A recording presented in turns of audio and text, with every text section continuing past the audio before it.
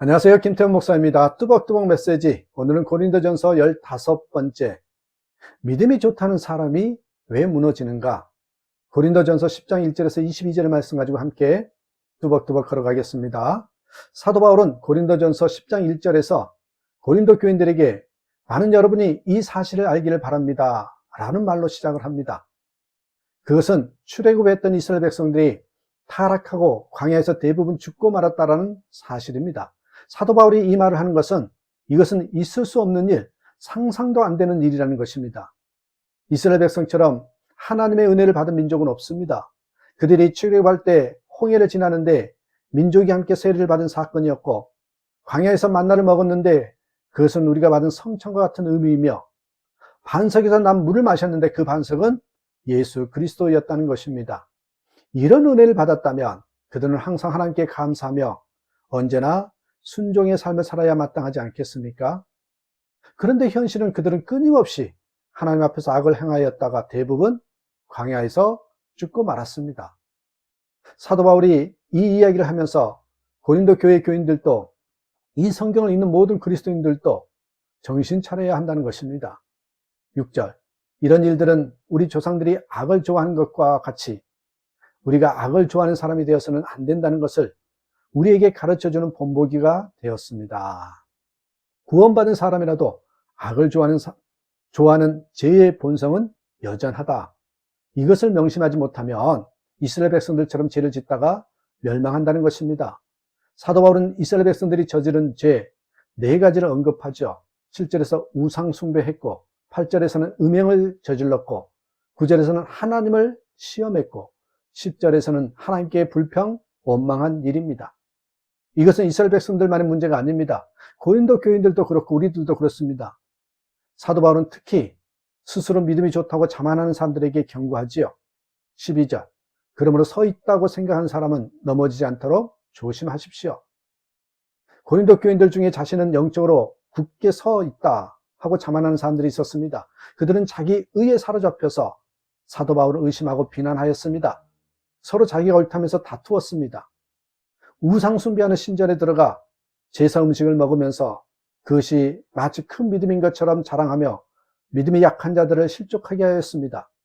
말도 안 되는 음행의 죄를 짓는 이들이 그런 사람들을 쉽게 용납하고 원칙 없이 이해하려고 했었습니다. 그러면서도 그들은 자신들의 믿음이 좋다고 자랑하지요. 그들은 자신들에게는 악을 좋아하는 죄의 본성이 있음을 인정하려 하지 않았습니다. 사도 바울은 그런 교만함을 조심하지 않으면 반드시 넘어진다고 경고한 것입니다. 여러분, 다윗처럼 하나님의 총애를 받은 자, 하나님의 마음에 합한 자가 어디 있습니까? 하지만 그 다윗도 충신한 신하 우리아의 아내와 간음하고 우리아를 전쟁터에서 죽게 한 끔찍한 죄를 저질렀습니다.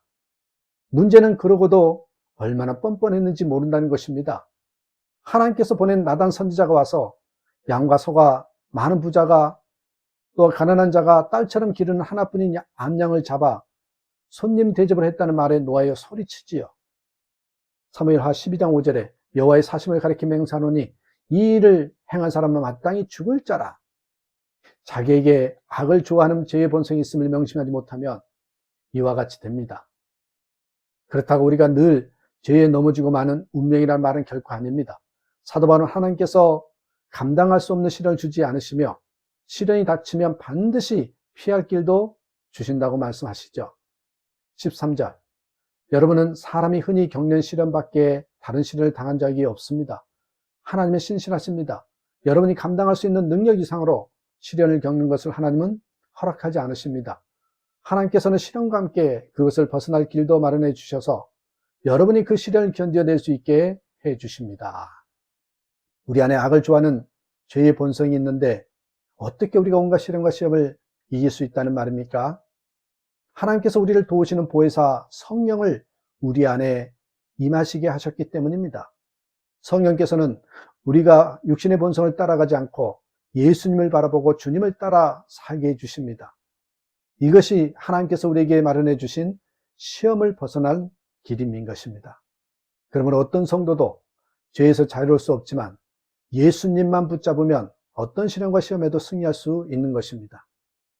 겉으로 믿음이 좋아 보이는 사람이 왜 죄에 맥없이 무너지는 것입니까? 분명히 믿음 좋아 보이는데 왜 그렇게 쉽게 넘어질까요? 예수님에 대해서 알지만 예수님을 바라보고 예수님과 친밀히 동행하는 삶을 살지 않았기 때문이죠. 그런 사람은 겉으로는 믿음이 좋은 사람처럼 보이지만 실제로는 끊임없이 나 하며 세상의 소유와 성공, 육신의 정욕과 쾌락을 추구하며 살 수밖에 없습니다. 가까이 있는 사람은 다 압니다. 영적으로 공허한 사람인 것입니다. 여러분, 예수님을 믿어도 적당히 믿어서는 안 됩니다. 우리가 예수님을 영접하고도 악을 좋아하는 죄의 본성을 따라 살면 예수님을 무시하고 조롱하고 멸시하는 것입니다. 22절, 우리가 주님을 질투하시게 하려는 것입니까? 우리가 주님보다 더 힘이 세다는 말입니까? 은밀히 죄를 짓고 영적 공허함에 빠져 위선자로 지내는 고통을 아십니까?